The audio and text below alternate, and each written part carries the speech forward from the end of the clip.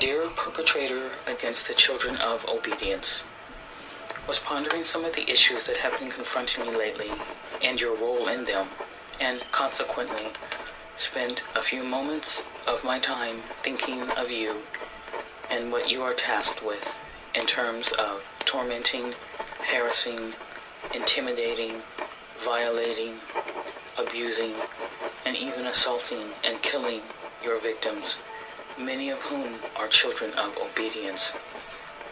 From a Christian perspective, the most accurate description and terminology used to describe your actions would be demonic, that you are influenced, often controlled, and on a few occasions possessed by demons or foul spirits. You know, evil spirits.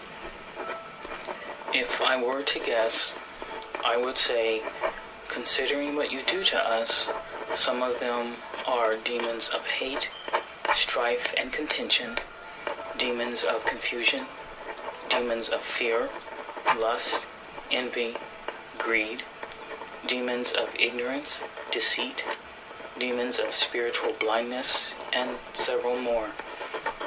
Those who slipped into your soulish realm via negative experiences and have sunken in their claws, cultivating and growing, gaining stronger influence over you, to the point that you would be drawn to participate in perpetrating cruelty, injustice, unfairness, and the emotional, mental, and financial ruin of strangers. Seriously, the Messiah prophesied that there is nothing hidden that will not be revealed. You and all other servants of the kingdom of spiritual darkness have carried out your abuse in secret for centuries, dare I say millennia, unchecked and with impunity, because, for the most part, it has been invisible, touchless. Yet none of the Messiah's nor the Father's words were spoken in vain. Your hand has been revealed. Your tactics are being thrown into the spotlight.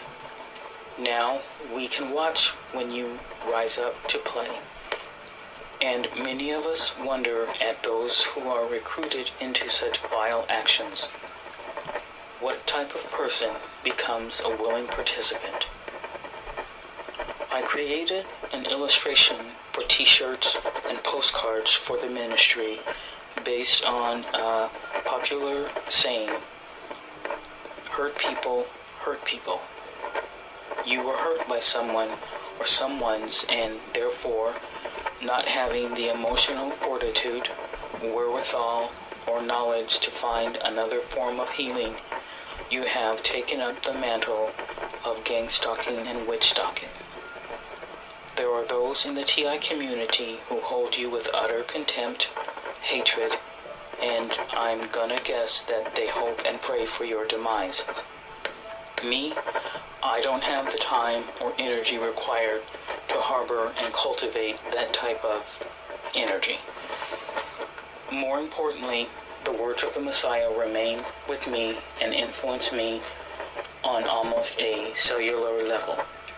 He taught forgiveness to the point that he begged the Father to forgive those perpetrators and stalkers who plotted and successfully carried out his targeting, so much so that they followed through and got the brother crucified, staked to an upright pole or beam that was raised up high above a crowd of onlookers and left there as a mocking stock for those of my ancestors who believed on him and on his name, and as a warning and threat to anyone else to not oppose those Judean realms of power with pull in Herod's court, and perhaps even as a form of bragging to other gang stalkers and witch stalkers. Master Yahushua begged the Father to forgive you. That's how committed he was to what he taught and preached. I want him to always plead my cause and advocate my case before the throne of our Father Yahuwah.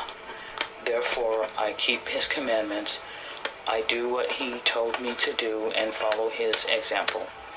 As such, I forgive you, and it is from that perspective that I decided to remind you that, well, this targeting and witch stalking, gang stalking is not going to end well for you.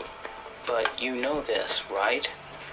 There is no happy ending for you if you continue tailgating old ladies in their cars and throwing on your brights, brightening them, causing them to get into accidents and maybe even die as a result of it. You do know this, right?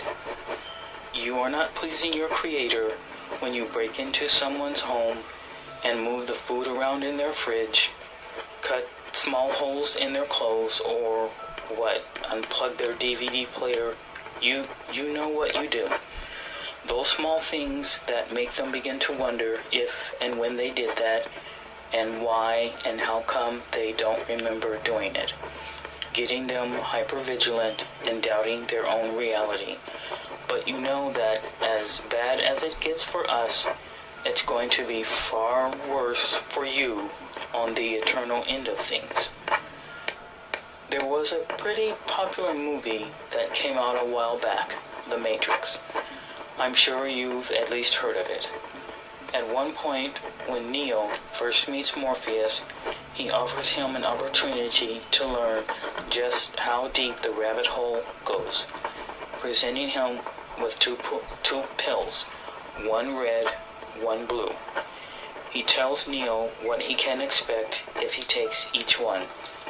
Now, I'm going to use that same imagery to explain what you can pretty much expect will be the end result of your continual gang and witch stalking activities. It pretty much goes like this. You take the red pill, and the story ends. You believe whatever you are told, for you will not have a love for the truth. Therefore, you will be given strong delusion so that you believe the lies. You will never bother to dig beneath the surface of what you think is real, nor question what they tell you. You will stalk. You will target whoever they tell you to.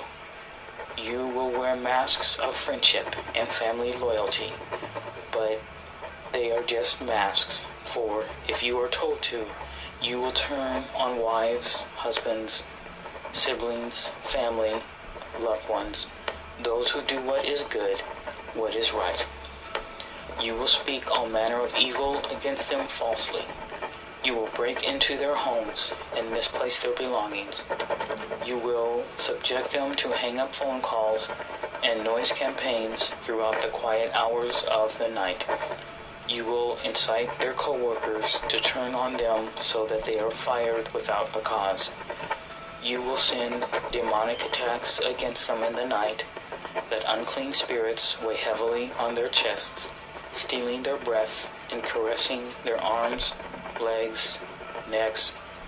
You will follow them wearing red, black, or whatever color your handler tells you.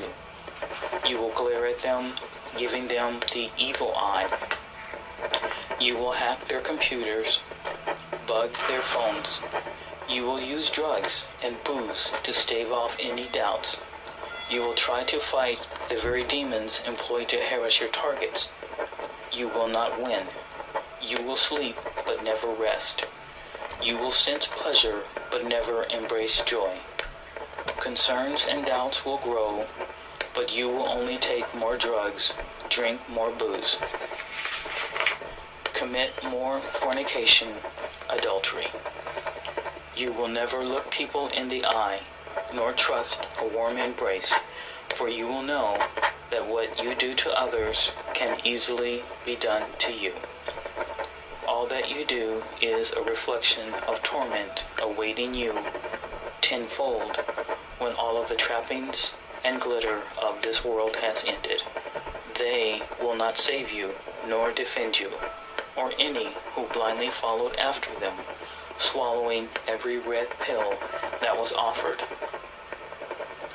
I hope that this plays some small part in getting you to think long and hard about what you are doing and the consequences, eternal consequences. Your existence does not cease when this life ends and your spirit leaves your body. You will go back to eternity, the spirit realm, and all that you have done in this physical realm cannot be undone. In other words, when your handlers, or whoever it is directing you to stalk, harass, single out, and torment targeted individuals, give you your next task, I suggest that you practice the art of self-interest, eternal self-interest, and not do it. Regardless of the number of gift cards they offer or the offer of get-out-of-jail-free incentives, none of those perks or kudos will stand up at the judgment seat of your Maker and Creator. The Apostle Paul must surely have been thinking about self-interest when he wrote his letter to the Philippians. I suggest to you, perpetrator and stalker of the children of obedience, that you take to heart Paul's admonishment. It is simple and direct, an admonishment that I encourage to at least ponder, if not practice. Philippians chapter 2, verse 12, quote, "Work out your own salvation with fear and trembling." Shalom, Zipporah Ibrahim. No more gang stalking.